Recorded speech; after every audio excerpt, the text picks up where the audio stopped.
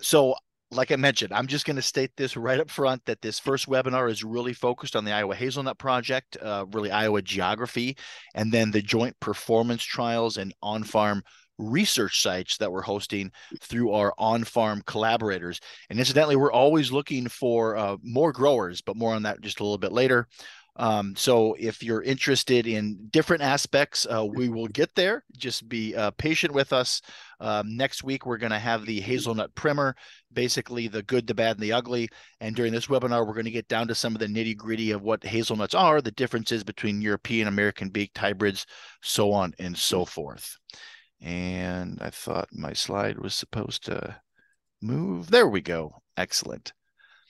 Okay, so it's worth taking just a moment to set the stage and provide some context for the development of the Iowa Hazelnut Project. So this program of the Iowa Nut Growers Association is made possible by a much larger USDA Specialty Crops Research Initiative grant that was applied for through the University of Minnesota in collaboration with the University of Wisconsin, Jason Fishbach and his team up there. And so the group from the Upper Midwest Hazelnut Development Initiative, I know that's a mouthful to say. We call it UMHDI for short, UMHDI. So they applied like 2 or 3 times before finally being awarded this specialty crops grant in 2019. Now, this larger grant has many different components, and they're looking at breeding and micropropagation work, harvesting and processing research. It includes learning groups that are networked between the states. And so that's why the Iowa Nut Growers Association took on the lead effort in Iowa to accomplish those tasks. And then the Iowa Hazelnut Project was launched. So the goal of the Iowa Hazelnut Project is to accelerate hazelnuts in Iowa sustainably. And I want to stress the sustainability portion of that goal. So if I was with you in the room right now, I would ask for a raise of hands to see who was involved with or familiar with the case of a quote unquote new crop in the past, Jerusalem artichokes. And for those who are not familiar, real quickly, Jerusalem artichokes were promoted and touted as the next greatest thing and a crop for farmers looking to diversify with an additional crop, and you could get rich at the same time. Well, suffice to say, it was a failure, and many farmers lost tons of money and time because there was not a market for Jerusalem artichokes. Now, if we fast forward to the 21st century, we see this explosion of another new crop called aronia berries. And I remember going to my first aronia berry conference, maybe 2015 or 16, give or take a year or two. And I was blown away both the number of growers that already had plants in the ground, but then growers that were interested in putting in more plants. And so we're talking 8, 10, 15, 20 acres of these aronia berries. I mean, it was crazy. And I asked almost every one of them where they were looking to market their berries, and almost everyone to a T replied something akin to, well, maybe they weren't sure yet, but they wanted to get plants in the ground. They didn't want to miss this opportunity.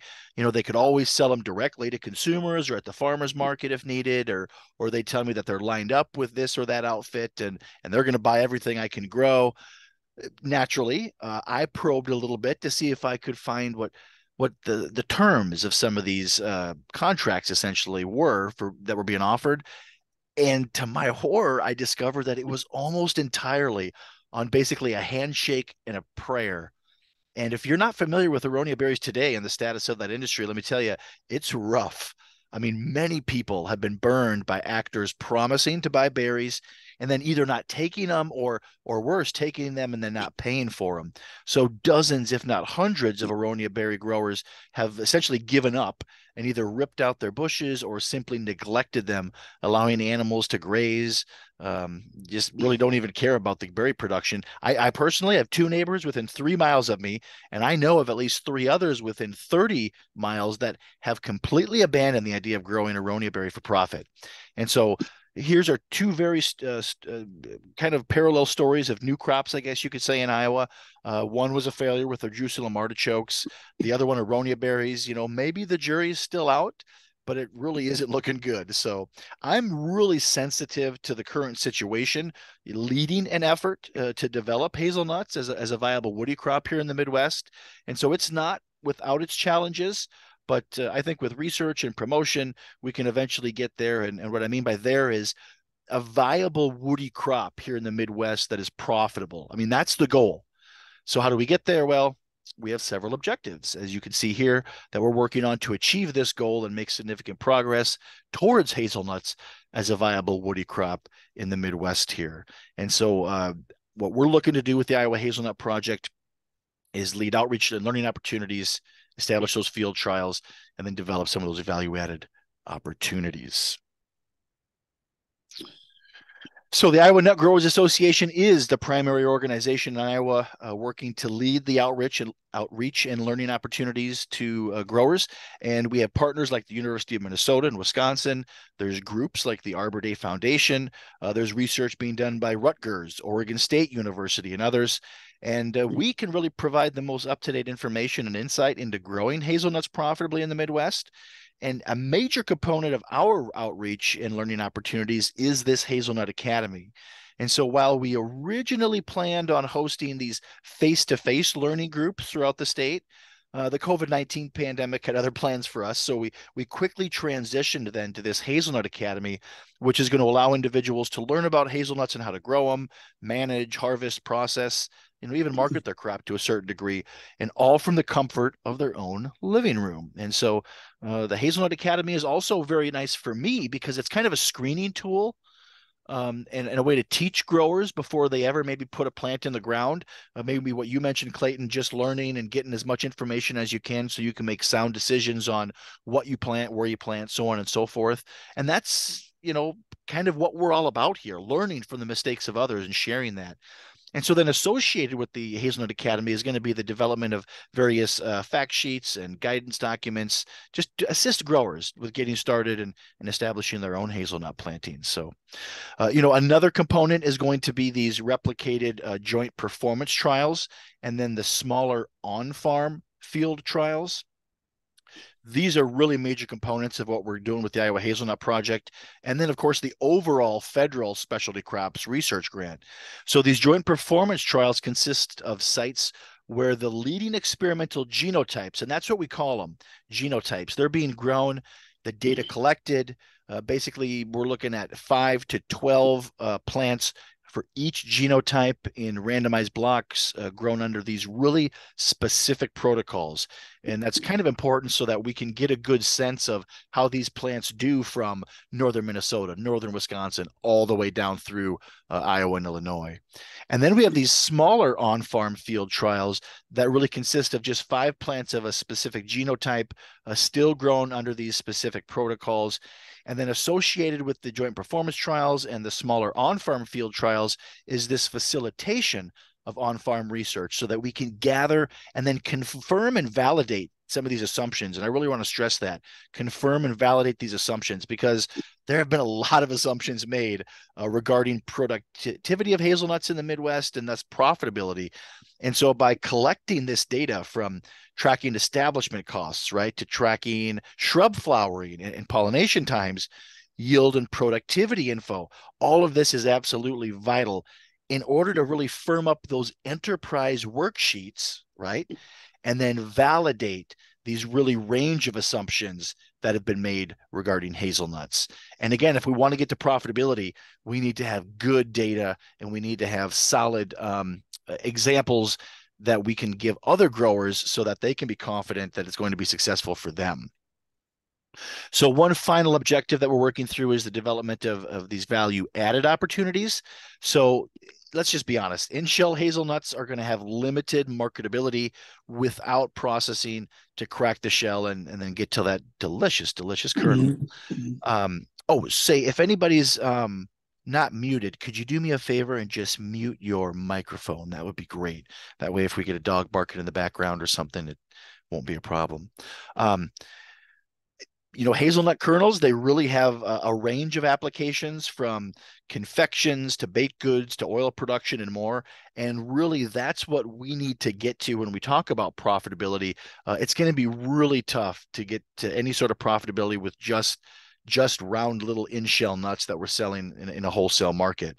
And then we need to think of additional opportunities like payments for ecological services like carbon credits, water quality trading, wildlife habitat enhancement, all of these various things. Because one of the challenges, and we'll get to it in one of our later sessions when we're looking at spreadsheets and 20-year financial models and stuff like that, with almost all woody crops, one of the real challenges is these are perennials. And so they're putting growth into their root systems to develop for the long haul. They're not like an annual putting everything into just seed production.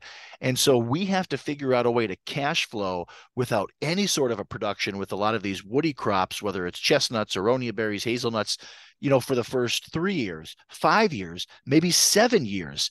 And so how do we do that? But recognizing at the same time that we are providing these environmental benefits right away with the establishment of these perennial plants and then long into the future.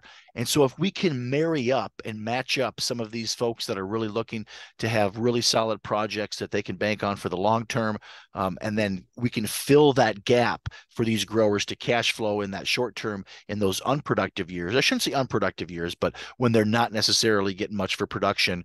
And of course, part of that factors into the production system. So what can we potentially do within the rows of those hazelnuts, either with an annual crop or something else to maybe supplement some income in those early years when we don't have any production and the plants are growing. So anyways, all of these things are going to be investigated as options to really help contribute to profitability. Well, I better wet my whistle here real quick. And incidentally, if someone does have a question, they can pop in at any time. This is relatively informal. But there'll be a time at the end here too where we can ask questions. And part of what we want to accomplish with this is, especially with Clayton, just talking about what your plans are, what you want to know more about. We can very much use these sessions as a way to just workshop issues that you want to work through as you're learning more about hazelnuts. And for Ed, as a new grower, you're coming into your third year, so we can talk about things to be aware of. You should be starting to get some production here, hopefully, even if it's only a nut or two. Or maybe you've had a couple of your initial nuts, which is always exciting, certainly. So I had one. you had a nut last year, your first nut? Cool. Well, I think it's worth it to spend a little time talking through our on-farm field and research trials. Growers are wanted for this on-farm collaboration. We really need to accelerate the industry by testing out some of these experimental genotypes being investigated for wider commercial release, and that's what we call them. You can see the requirements for working with the Iowa Hazelnut, or pardon me, the Nut Growers Association, essentially, to be an on-farm partner. Of course, the work that we do is the Iowa Hazelnut Project, that is a project of the Iowa Nut Growers Association, to delineate that. One of the things is you do need to be an Iowa Nut Growers Association member. You need to complete this Hazelnut Academy. And then we ask folks to submit an application to become an on-farm collaborator and then work with us to develop an appropriate planting, maintenance, and data management plan. And it's important. You might ask, well, why? Why do all these requirements to be a member, to do the academy? You have to understand that the plants that we're dealing with here are very, very valuable because we're trying to get clonal material at all of our joint performance trials and at our on-farm sites. And it's one of the bottlenecks that we'll learn about with hazelnut propagation is being able to scale up plants. Now they've got it figured out in Oregon with their plants, but it's, as we'll learn next week, their plants are very different than our plants. And so there have been some very significant bottlenecks with some of the experimental genotypes that we want to try to replicate and get out there to these on-farm research sites. And so we need to be sure that we're screening growers so that they know what they're doing, so that they have an adequate plan in place, so that we're not just essentially wasting plants that are dying because growers aren't taking care of them or don't have the necessary expertise in some of those things. So getting back to the on-farm field trials here, we want to establish at least one site in each of the different landforms of Iowa. And it's interesting because Iowa has this significant variation from north to south, east to west. And the thought is by establishing these sites throughout Iowa, we're going to be in a really good position to then make future recommendations when it comes to varieties, when some of these experimental genotypes have proven themselves to be called quote unquote varieties, and then where they're going to do best with the next generation of growers wanting to get started. And so this is an exciting time where we're gathering some of that information so that we can provide that to make good, sound decisions to new growers. So, what are some of those different landforms of Iowa? Well, I'm glad you asked because this next section of our talk is all about the topic. So you can see from this map the landforms of Iowa overlaid on a county map. So you can see where some of the boundaries lie. Again, the goal that we're looking to do with the Iowa Hazelnut Project is to get on-farm research plantings established on all these different landforms. And so we're going to start off up there in Northwest Iowa with the Northwest Iowa Plains. Now, this is really characterized by moderate to thick loess over what we call glacial till. And then it has gently rolling terrain and a really integrated drainage network. And so that has led to these really well-established branching network of streams that reaches all over Northwest Iowa. And it does provide a really effective drainage system and these really, I guess you could say, uniformly creased land surfaces, if I can maybe explain it that way. And so most of the valleys are going to be these wide swales that are going to gradually merge with these long, even slopes to these in-stream or interstream, I should say, divides. And so this really uniform density of drainage is important because this is where and this is maybe a little bit technical, and I'm sorry, but I geek out on some of this stuff. But this is where what they call the pre-Illinoisan and then the Wisconsinan glacial deposits occur at the land surface. And so, example, the western half of the region are these uplands, and they are underlain, I should say, by this pre-Illinoisan glacial till that's been just stripped away of their paleosols. But when you look at the eastern half of the region, the tills are covered by these younger glacial deposits. And so then this is that sheet of glacial drift. They call it the Sheldon Creek Formation, and it links this Northwest Iowa Plains to that Wisconsin and glacial advance that you can see with the Des Moines lobe, obviously, which is the one just in the map here in the upper left-hand corner. The Des Moines lobe is the one that's right next to it to the right or to the east. And so that Sheldon Creek drift, they call it, is also of the same age as the Wisconsin formation that was deposited during that earlier glacial episode. And what's really cool is they've done carbon dating in different places to essentially get the age of this older ice. And it's been about 20 to 30 years ago, which is roughly 6 to 16,000 years earlier than that Des Moines lobe, again, which is the one on the right. And because it's so much older, this Sheldon Creek Formation, it really continues eastward beneath the Des Moines lobe and extends at least as far as western Franklin County, where you can actually see it in a quarry by Dow's along the Iowa River. And again, these glacial advances that deposited that Sheldon Creek drift, it took place just before that Wisconsin climate event that I told you about. And so that's when we had things at their coldest. That's just right before you had these massive loess deposits from the Loess Hills. And essentially, this was an ice-free tundra vegetated landscape. And so, again, just fascinating, this Northwest Iowa plain where you have this glacial till. So, and what great graphics, incidentally, too. So I want to share those. These are from the book Landforms of Iowa, which is a really nice book you can Google and take a look at because it's just really helpful to know where we live and a little bit about where we live. Okay, so on to the Des Moines lobe, and this is where I live. So this is our next landform. I'm really familiar with it because I live up there in northern Kossuth County, right above where you see Algona Advance on the graphic on the upper right-hand corner. I live just kind of in the middle of the county there, northern Kossuth County. Okay, let's talk about the characterization of this landform. So it's fresh glacial till laid down about 12 to 14,000 years ago. Very poor surface drainage, kind of composed of these small depressional areas that give it its name, the prairie pothole region. You might have heard that term. This is the Des Moines Lobe, and it's part of the state that was last touched by these huge sheets of frozen water that invaded our state. And this, of course, last glacial episode occurred about 12 to 14,000 years ago. And again, I'm going to geek out a little bit here, but glaciers are one of the really cool geologic processes that affect the Iowa landscape. And so most of the deposits underlying today's land surface are composed of materials known as drift that were moved here by these glaciers. And the arrival of these glaciers in the state began over 2 million years ago. And they've had numerous reappearances, and they're recorded in different deposits that they leave behind. For all of this massive effort, only the landscapes of north central Iowa still really kind of display the actual shapes that resulted from glacial action.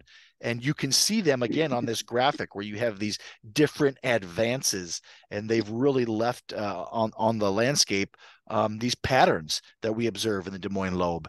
And so they're really related to what we call those end moraines, and these curved concentric bands of ridges and kind of hummocky terrain outline the extent of the last ice advance on the position of the margin and the stagnant ice masses, and that's how they get this buildup and then this defined edge here.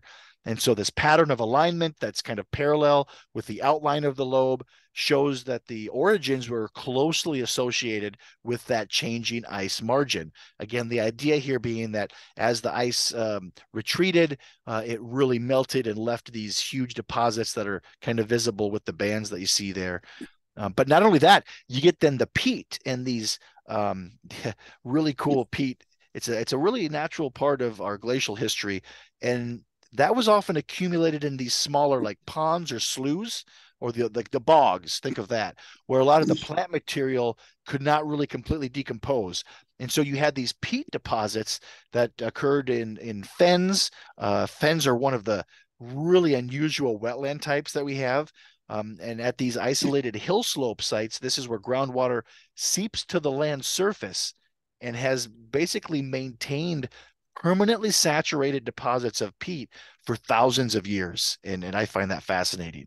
So these, I guess you could think of them as like spring fed habitats.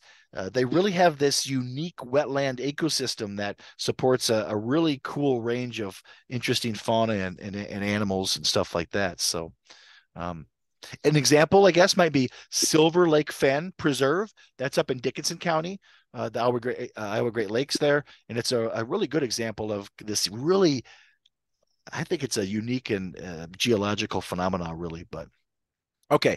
Um, this habitat, the prairie pothole region, fantastic wetland habitat. This is where we had tons of ducks and geese and all sorts of fowl, pardon me.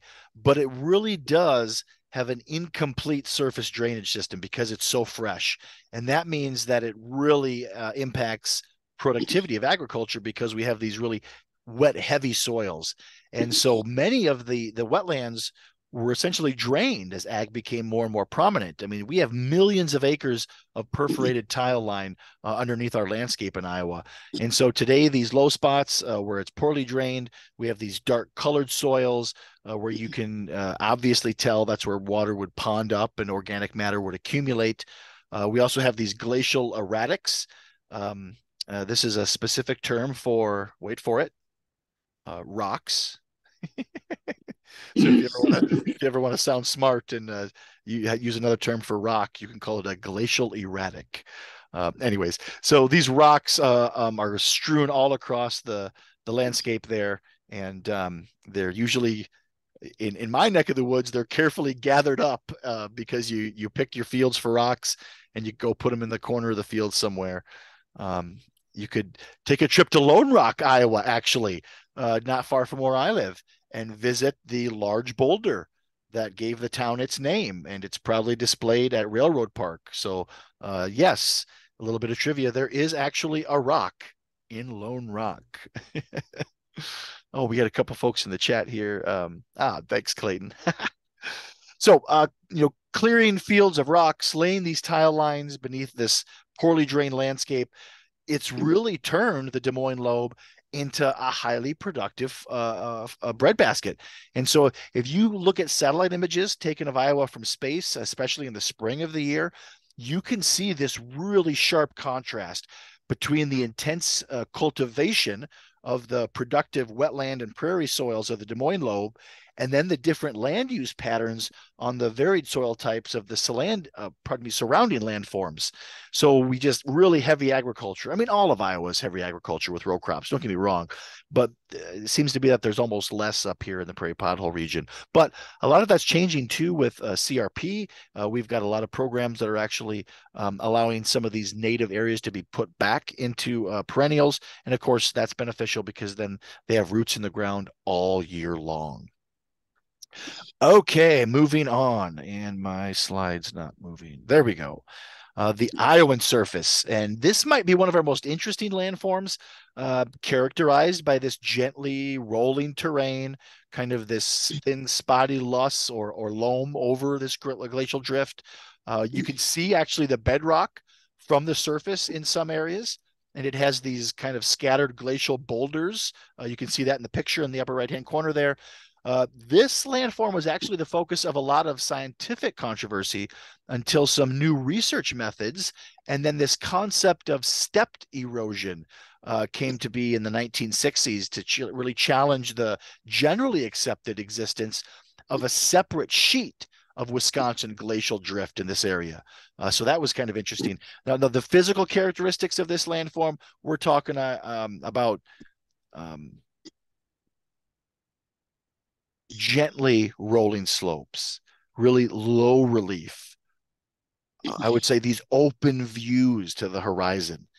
And this really contrasts with kind of the sight lines of the more billowy, steeply rolling landscapes of the southern Iowa Drift Plain just to the south. But like southern Iowa, these hill slopes of the Iowan surface, they do have this multi-leveled or kind of stepped surface. And these levels, and they're kind of subtle, they occur in a gradual progression from the major stream valleys up and outward. And so that's how you can tell these drainage divides, incidentally. And it's difficult to pick out some of these clearly defined valley edges. More often, when you look at it, your eyes just kind of will go up the slope, right? And then the slope will just kind of imperceptibly merge with the next watershed divide. And so in this landscape, we do have well-established drainage networks, though it's in the middle part of the life of stream life. And so it's more of these slow gradients, I guess that you could say. And there are some wetlands available as well in this Iowan surface. Soils, this is interesting because, and incidentally, Trees Forever had a really cool presentation, and I can link that to you guys in a follow-up email on part of this land surface. Pahas, the Paha region. These are, well, I'm going to send you the link. He does a much better job of explaining it than I do. But these Pahas have different permeability between the loess and some of the sand. And so then these hydrologic conditions produce these kind of hillside seeps.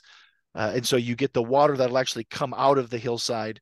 And it's just really kind of a unique situation. But again, I'll link to that fascinating talk that he gave on these Pahas that are in that Iowan surface there. So more to come, more to come.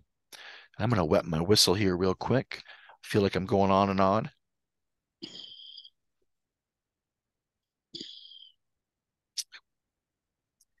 Okay, now we get to northeast Iowa, and being from the prairie pothole region where I live, where everything is just flat as a pancake, I love going to northeast Iowa, where my old college roommate's from. The bluffs, the forests, all of it. So this is really that rugged, deeply carved terrain that we see. It's called the Paleozoic Plateau, and it's just unlike anything else in the state, and it just contrasts so much to the rest of the state. And obviously, the most striking parts are these outcroppings of rock, almost no glacial deposits, these really deep and narrow valleys that contain really this cool, almost fast flowing stream and air as well. I was fascinated at visiting some sites where it was just so much cooler right next to the edge of some of these bluffs because of the wind convection that takes place. And just amazing. Now, you're also going to get a lot of erosion, though, because of this exposed rock. And so the bedrock is right there, and it's particularly susceptible to things like pollution. And so we don't, because there's very little glacial material over the top of this bedrock. When we start putting things onto the landscape, it's very easy to get into this karst topography. This has some really unique and diverse flora and fauna, including some really species that are normally found in much cooler and more northern climates. Um, I have somewhere here. Hold up. Okay, so Samuel Calvin, one of Iowa's best known 19th century geologists, spoke of this scenic landscape as the Switzerland of Iowa.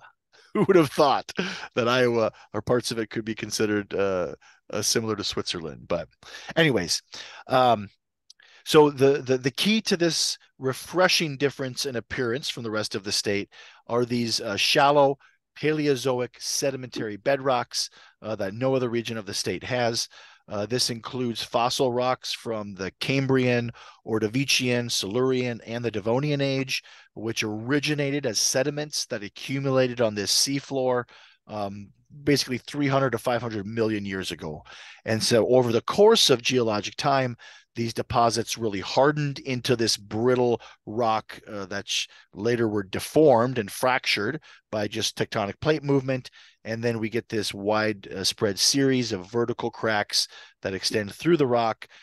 You get these features called joints, and they're responsible for this blocky kind of shape and the sheer faces that you'll see along the rock bluffs and road cuts. That's where it's really evident when you're just driving along some of those roads, and it's obvious. It's right there. Um, and then this area is also known as the driftless area, incidentally, of northeast Iowa, kind of southeast Minnesota, southwest Wisconsin. And this is really a prime area for the expansion of hazelnuts and other agroforestry crops, basically. Well, that is if you can keep the deer at bay, because they've got a lot of deer, I can assure you. But the reason that it's important to look at some perennial crops in this area, because there's so little topsoil there anyways, we don't necessarily want to be turning that over for annual crops. And plus the steep slopes can contribute to soil erosion. And so if we can get roots in the ground all year long to keep the soil in place and not require annual tillage, that would be a real bonus. So. Okay, let's talk just real quickly about this, the alluvial plain. And again, I'm a geek, but I am always amazed at the power of water. And water in motion is one of the most timeless processes that can really have profound impacts on the landscape. And for landlocked Iowans that are far removed from the sight and sound of the oceans, this strong, silent flow of a large river in my mind, has kind of its own soothing and enduring feeling. And Iowa has hundreds of small brooks and creeks that you can just cross with a big long jump or some stepping stones. But it's time that we look closely at some of these large and small drainage ways, because they really demonstrate the most significant geological process that's presently at work on the landscape. So we had the glaciers in the past, and there's no doubt that they impacted our landscape. But the glaciers are gone, and so we're really dealing with their remnants.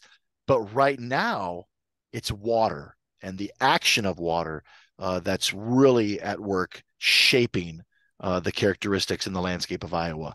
And so rivers construct these distinctive flat floored corridors known as the alluvial plains, which are then underlain by these water transported deposits. So think of silt, right?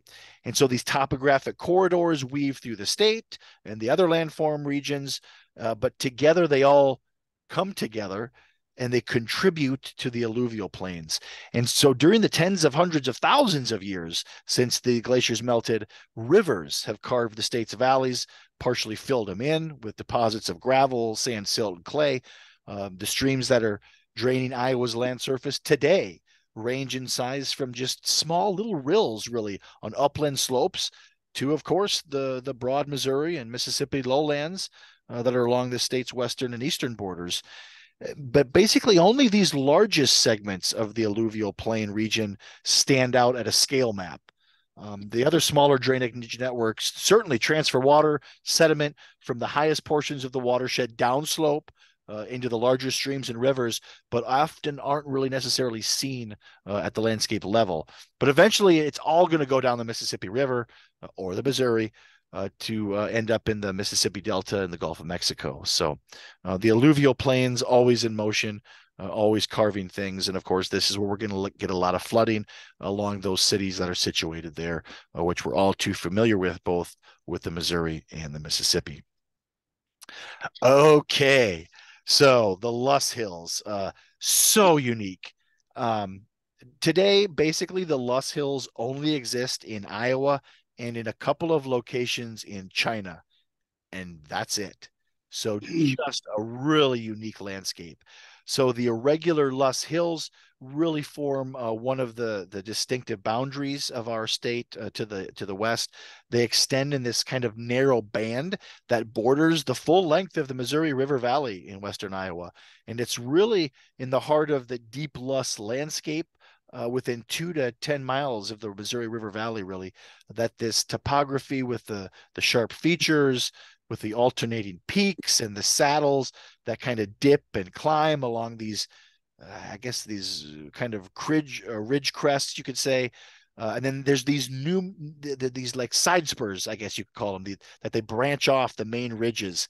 And then the steeper slopes of both are often horizontally scored with these like stair step like steps and this dense network of drainage ways that has these hollow, really narrow ravines, and then these steep-sided gullies that help to carve the terrain. It's really cool to see as you're driving through that part of the state. The western boundary of this area is really abrupt and is almost as distinct as a coastline, really. The bluffs are steeply pitched. You have these wooded back slopes. Once you get beyond on the backside, the east side, a lot of timber.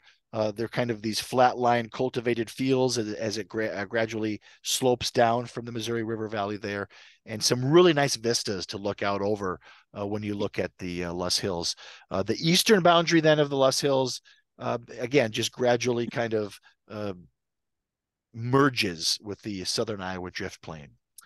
And speaking of the southern Iowa drift plain, last but not least, this is perhaps most representative of what you might quote the maybe typical Iowa landscape. It's what most folks are going to see as they move from east to west or west to east on Interstate 80. So the Grant Wood, incidentally, the noted artist, he emphasized that the steeply rolling character of this landscape is what he used in many of his paintings, especially the young corn. That's a really famous one, and then the fall plowing. And so the landforms of this region, like the Des Moines lobe, are composed primarily of glacial drift. Uh, but the unique thing here is the massive ice sheets that carried material into this part of Iowa were older by hundreds of thousands of years than those that occupied the Des Moines lobe. So it's this really, if you think about this geological generation gap, that makes all the difference in the appearance between the Des Moines lobe and then the southern Iowa drift plain. So features found in the Des Moines lobe, like the freshly glaciated landscape, have just been obliterated by time. So the moraines, the kettles, the bogs, the lakes, all of those distinctive clues from the glacial time period, they're gone. And so the only remaining evidence of these is the tens to hundreds of feet of glacial drift that then covers the bedrock surface. But instead of poorly drained, which we have in the lobe in north central Iowa, we have these streams that have had plenty of time to establish, We have a really well-connected drainage system, and then these streams have really carved deeply into the land surface. And so hill slopes, especially those higher in the drainage network, often have these etched rills or these ribbed or furrowed appearances. And then these rills will give way to just a little bit bigger ravines, which will give way to a little bit bigger creeks that may or may not flow all year. And they'll eventually give into perennial streams, then rivers, and so on and so forth until you get to the big Mississippi. So it's really almost like a leaf. And incidentally, you can see that if you look at that upper right hand corner, that picture, that pattern like branching, almost like veins in a leaf.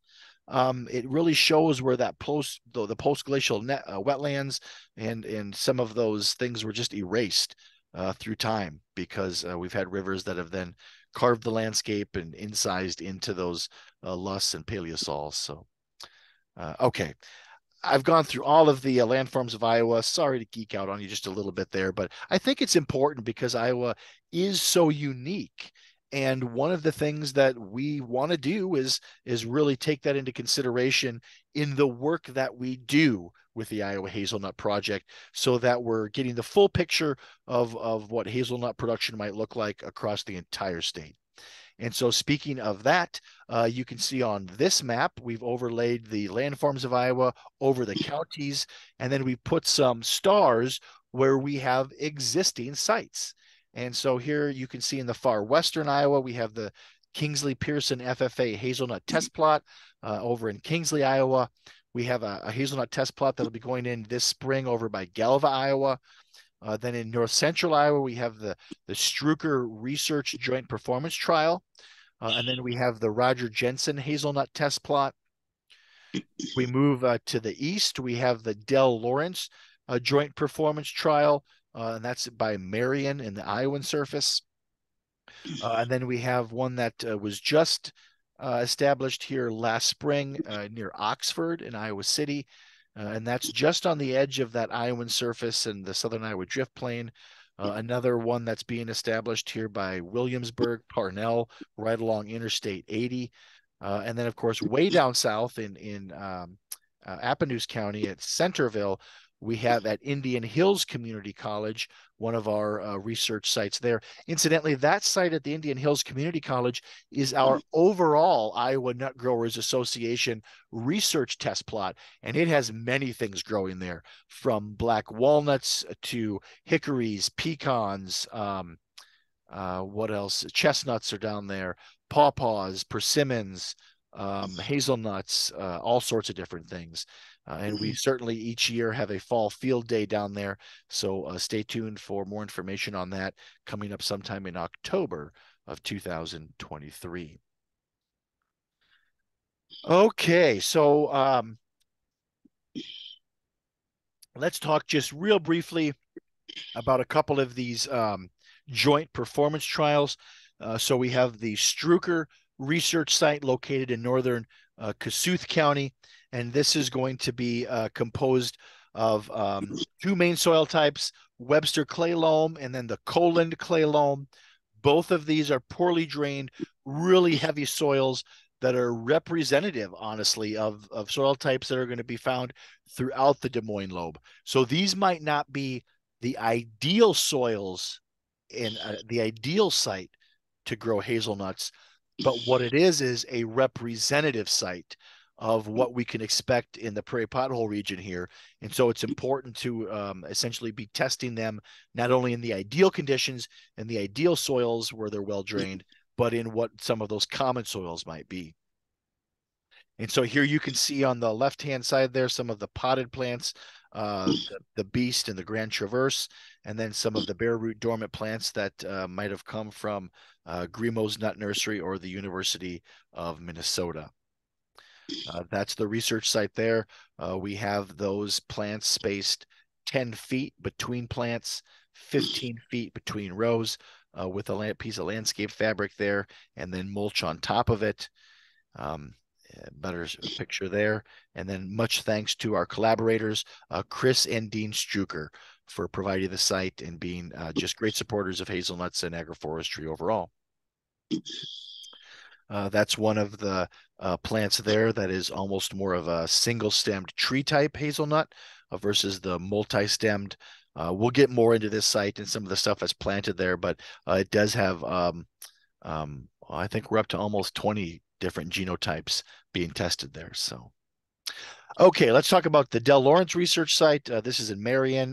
This is about 40 minutes north of Iowa City. The main soil type there is this Judson silty clay loam, which is very deep, well drained.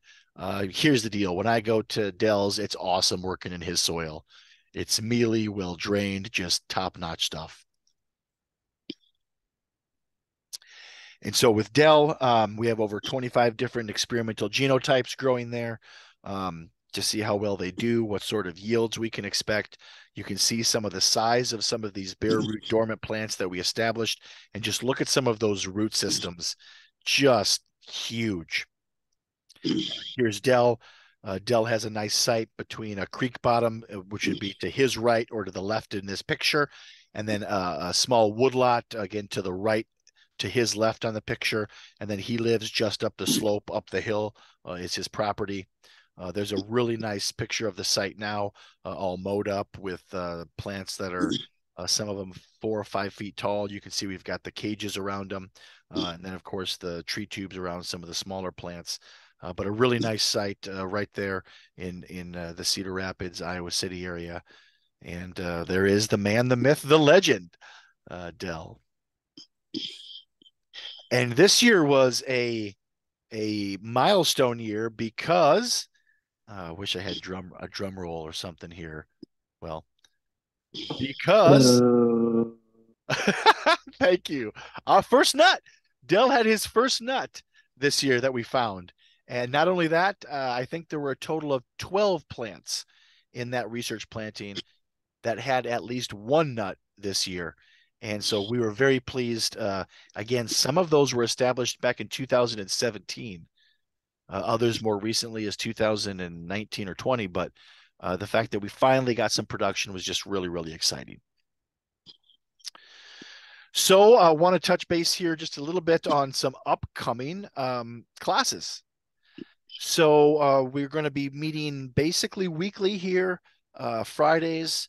You can see the different topics we're going to be going over. Next week is going to be just a hazelnut primer, the good, the bad, the ugly, and just get it all out there.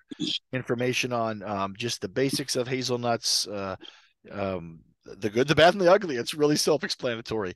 Then we're going to move into planning.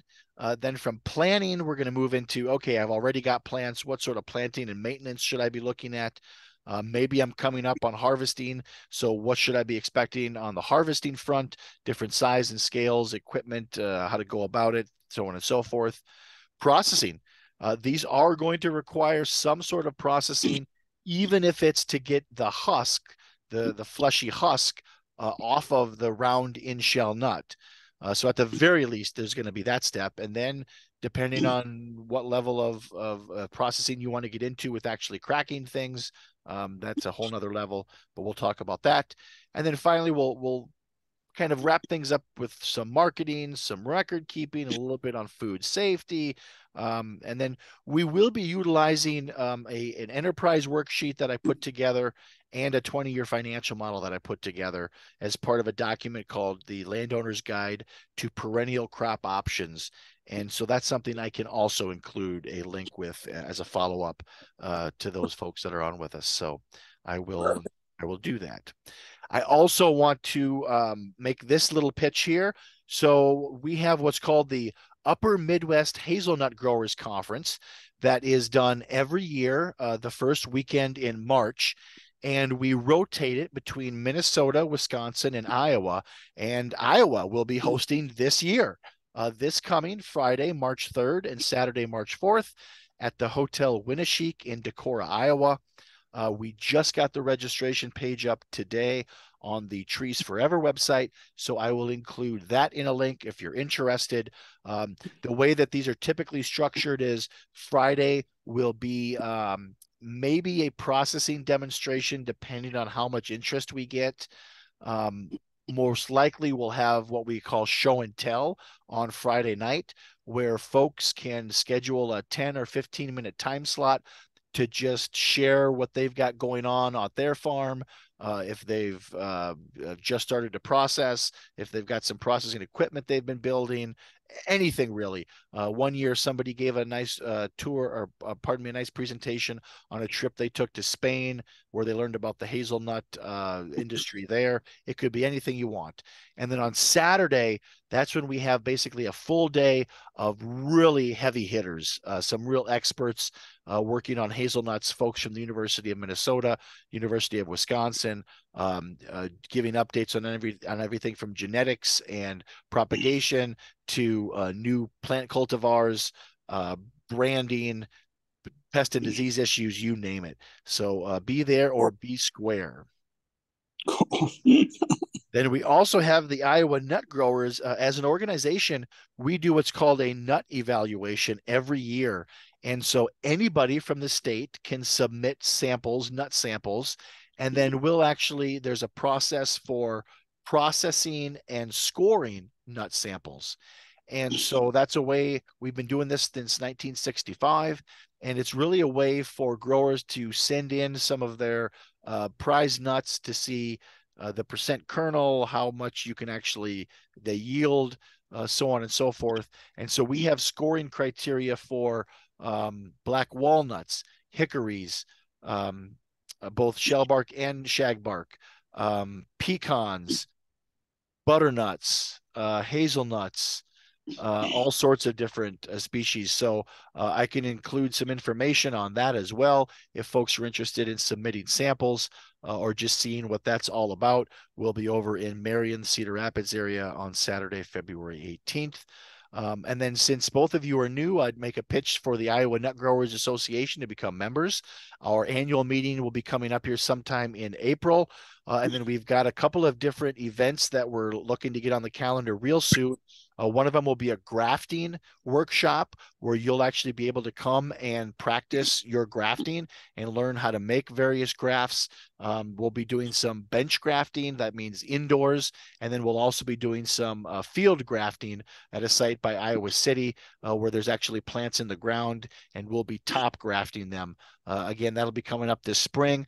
There'll also be an opportunity for a pruning workshop, a hazelnut pruning workshop in the Des Moines area sometime this spring, as well as a field day up at my place in northern Kossuth County, where we'll be doing a pruning workshop as well as a planting, so you can get a feel for what a planting is like, how to establish plants, so on and so forth.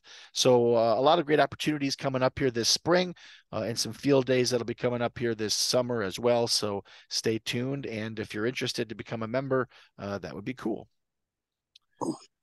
Let's see here. What is next? Oh, I bet you guys didn't know it, but it's quiz time. Okay, quiz time. So I want to know, and actually I'm gonna bring my camera back here. So I want to know, what is the goal of the Iowa Hazelnut Project? And I'll give you just a second there. Is it one, to grow the biggest nuts, to advance breeding efforts? Are we looking to enhance profitability to the farm family, accelerate hazelnuts in Iowa sustainably, do research demonstration and value-added opportunities for growers? Any thoughts, Clayton or Ed? All of the above. Mm. How about number 3? Accelerate hazelnuts in Iowa sustainably. And the survey says, oh, that was anticlimactic. Come on, what's wrong with my advance? There it is. That's not right. I screwed it up. You are correct. It is number 3. That's the one that should have been highlighted and bolded. That was great. This will be fun. Okay, let's try another one. This one isn't multiple choice. What landform of Iowa do you live in? And so I live in the Prairie Pothole region, in the Des Moines Lobe. Clayton, you said you were in Clarion. So I think that's Des Moines Lobe too. Guessing you're either going to be in the Lobe or right next to it. Now, Ed, you're in Clinton. Now, is that a river town right along the Mississippi? Yes. So maybe you would be in the alluvial the alluvial plain? I think that's south. And that largest section all the way across the state. Okay. So maybe the either the Iowan surface or maybe just the southern Iowa drift plain, probably. So Yes. okay, interesting. Okay.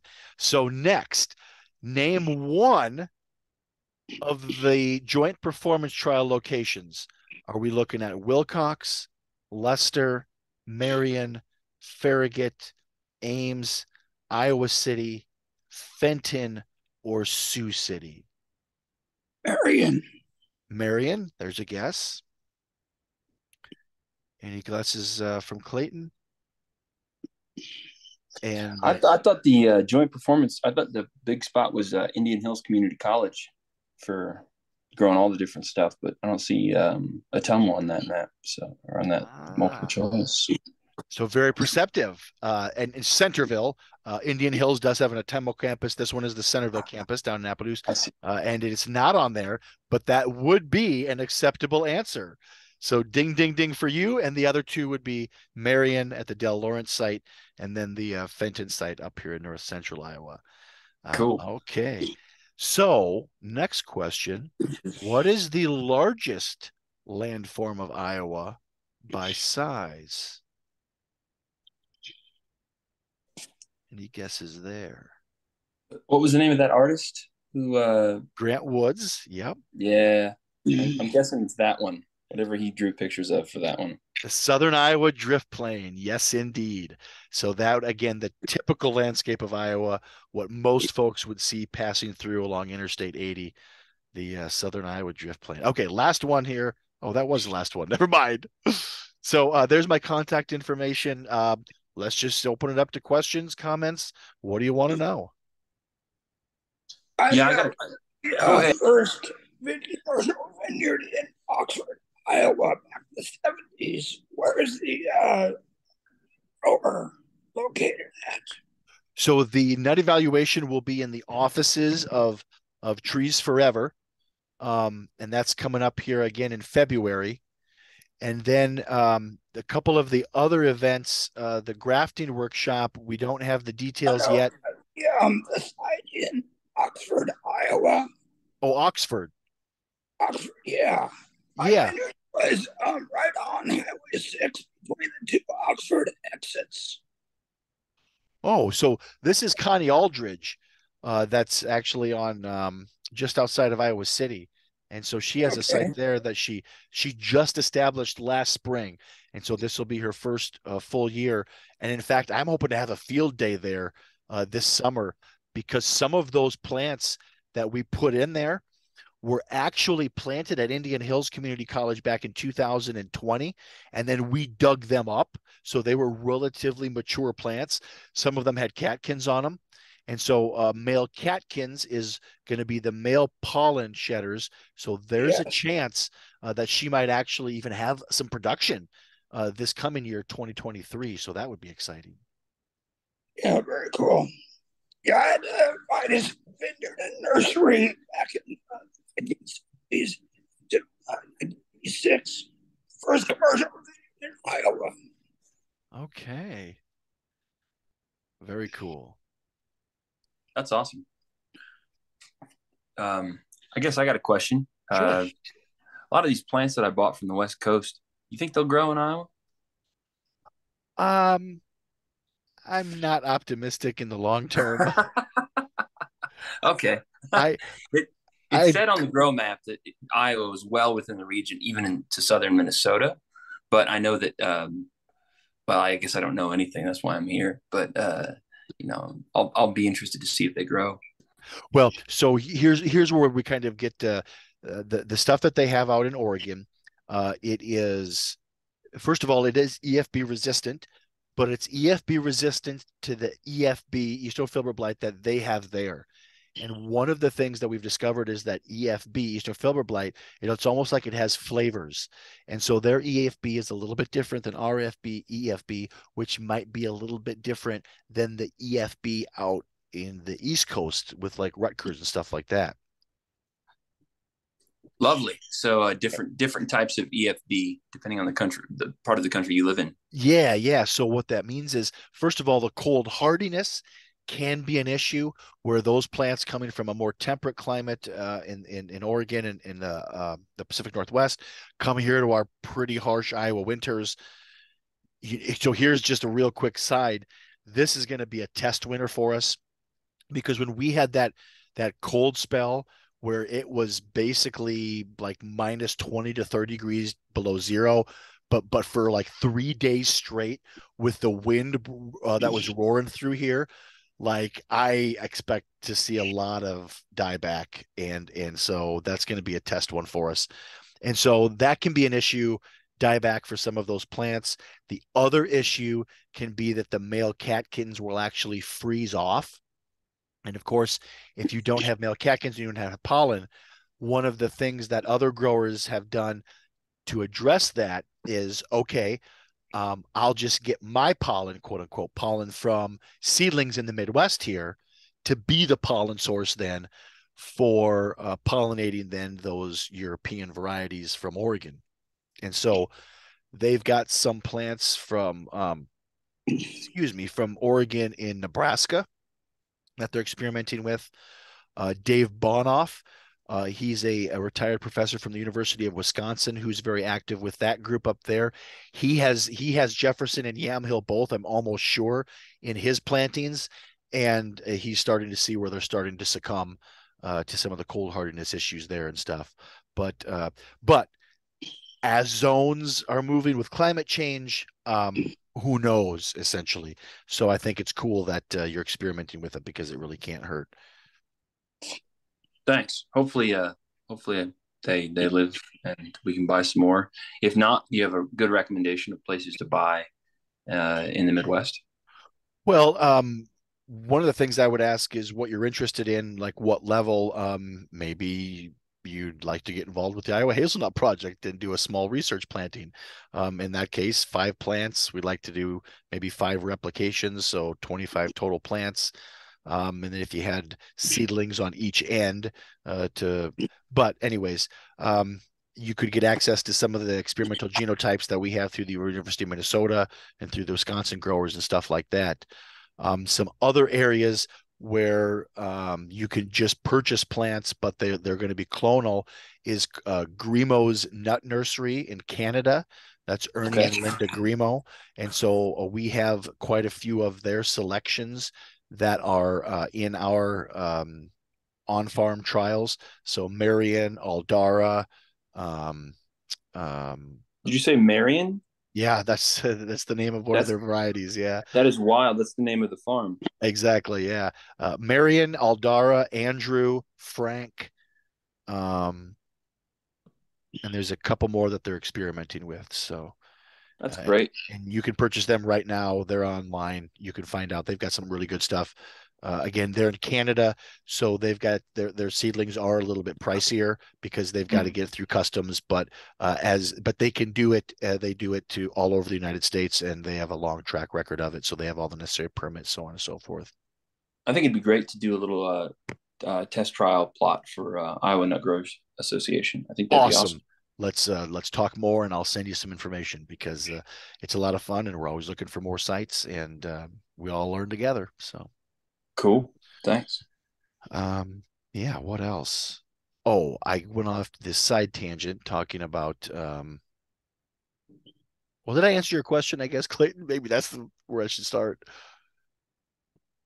Oh yeah. You answered my Okay. question. I think my question around what the best variety. I Yeah. when I was looking up that Willis Orchard, it looks like it was the University of Oregon that came up with those hybrids, and out of like the Eastern Field Right, the blight.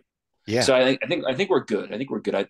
What I'm understanding is there's a lot of different varieties of hazelnut trees to buy, and it sounds like the hazelnuts in Iowa are kind of in its infancy. Not Yeah. the future is nuts, as I think that's what the slogan was. So that sounds good to me. I'm down to test out a couple, and it's a fairly small plot, and it's on a southern facing hillside, and we're going to put a house there and grow some fruiting tree, I Nice. think nuts would be the way to go. So it'd be fun to kind of be part of a larger experiment and contribute to that. So yeah, Cool, that's cool. cool. So, real quick on hazelnuts, and don't get me started, I could go all day, but I'll try to be brief. So, Oregon State University. So, they are the premier organization working with hazelnuts in the United States. They have been breeding hazelnuts since the 1950s. And of course, their growers are almost entirely in the Willamette Valley of Oregon. The Willamette Valley is an amazing place because they can grow a multitude of different crops. I think they grow like 15 different crops from hazelnuts to huckleberries to alfalfa to all sorts of different things.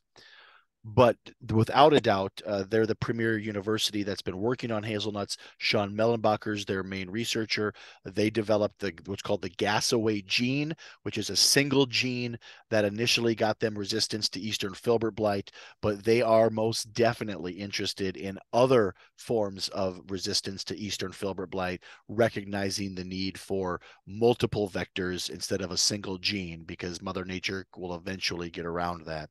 So that's why they've been interested in working with us in the Midwest here, because in the Midwest, we have what's called the American hazelnut, Corlus americana, more of a shrub, multi-stemmed shrub, much smaller nuts, much thicker shells, but American hazelnuts here have co-evolved with Eastern filbert blight for thousands of years. And so there is what's called a novel, what we call novel resistance or tolerance to EFB that they're very interested in terms of breeding efforts. And then finally, the last big player that's it's important to mention is Rutgers University out in New Brunswick, New Jersey. And just real quickly there, their claim to fame was that they had a professor called Reed Funk who led their turf grass program. And through turf grass breeding, a lot of the turf grass that you will find on NFL fields and soccer fields and baseball stadiums originated with some of their work. And because of that, and some of their breeding work with turf grass, they were flush with money from royalties from the turf grass work. So they shifted their gear, or their view, I should say, to nuts. And they did a systemic review of, okay, how could we make an impact with breeding of nuts? And so they looked at all of the different nuts from walnuts to pecans to hazelnuts and decided that the most good and the most progress could be made with hazelnuts. So they've now devoted a lot of the research and money to Rutgers.